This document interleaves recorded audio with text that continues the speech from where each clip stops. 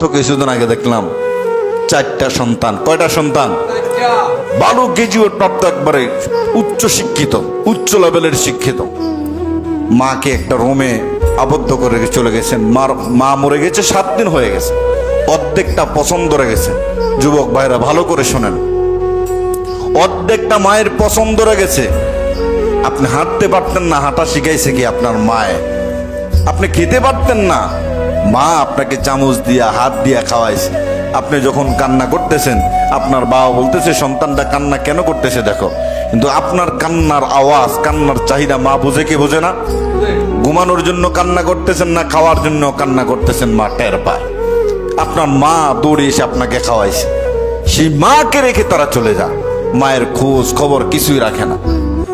তুমি যেমন তোমার মায়ের সাথে আচরণ করবা, তুমি যেমন তোমার বাবার সাথে আচরণ করবা, ঠিক তেমনি তোমার সন্তান, তোমার মেয়ে তোমার সাথে সে আচরণটাই করবে। শুধু সময়ের অপেক্ষা। কথা বলেন ঠিক কিনা? শুধু সময়ের অপেক্ষা।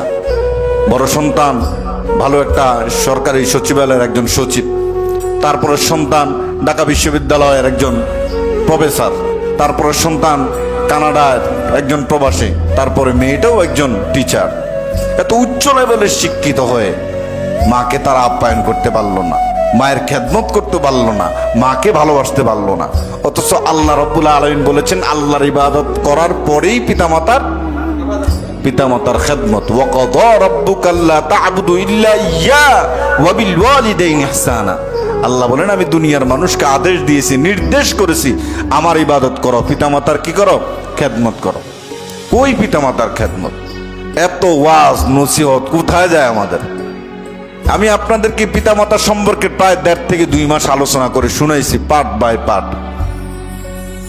তারপরেও যদি পিতামাতার সম্মান করতে না জানেন, পিতামাতাকে রেসপেক্ট করতে না জানেন, তাহলে আপনার কপালটা আপনি পুড়ছেন। তাহলে আজকে যে মাকে তারা কষ্ট দিয়ে দুনিয়ার থেকে বিদায় করেছে, তাদের পরিস্থিতি এখন কেমন? যিনি সচিবালয়ে চাকরি করতেন, চাকরি হারাই ফেলছেন। যিনারা অন্য পজিশনে আছেন, তিনার খুব চিন্তায় আছেন, খুব পেরেশানে আছেন। সারা বিশ্বের মানুষ জানতে পারতেছে ঘটনাটা, তাদেরকে এখন থুতু করতেছে। তাদের সম্মানটা গেল কই? অথচ আল্লাহ বলছে আমার ইবাদত করো, পিতামাতার খেদমত করো। কোথায় গেল আজকে পিতামাতার খেদমত? বৃদ্ধা হয়ে গেলে পিতামাতাকে বোঝা মনে করি। অথচ রাসূল বলছেন হুমা জান্নাতুকা ওয়া নারুকা, মা বাপ তোমার জান্নাত, মা বাপ তোমার জাহান্নাম। খেদমত করতে পারলে, মা বাবা থেকে দোয়া নিতে পারলেই জান্নাত। আর যদি খেদমত না করো, মা বাবাকে এভাবে কষ্ট দিয়ে দুকে দুকে মেরে ফেলো, তাহলে জাহান্নাম আছে না নাই? বলেন জাহান্নাম আছে না নাই? গত পরশুদিন দেখলাম এক মা বলল আমার সন্তান ভালো চাকরিজীবী করে, ঢাকাতে ফ্ল্যাট আছে, আমি বৃদ্ধা হয়ে যাওয়ার কারণে সন্তান আমাকে তার সাথে নেয় না, মেয়েও নেয় না। আমি হাঁটতে হাঁটতে আমার আত্মীয় স্বজনদের বাসায় ঘুরেফেরা করলাম, তারা বলে তোমার ছেলে মেয়েরা তোমার রাখেন, আমরা কেমনে রাখি? পরে আমি বৃদ্ধাশ্রমে আসলাম।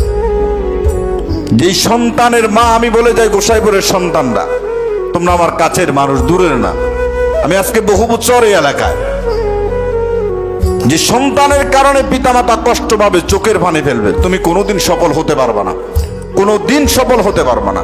যে মা যে বাবা তোমার জন্য দোয়া করবে, তুমিই সফল। ঠিক কিনা বলেন? তুমিই সফল। এই জন্য আজকে থেকে ওয়াদা কর আল্লাহ আমার দ্বারা আমার মা বাপ যেন কষ্ট না পায়। রাজি আছে তো ইনশাল্লাহ? কারা কারা রাজি আছেন 2 হাত দেখায় দেন। আল্লাহ কবুল করো।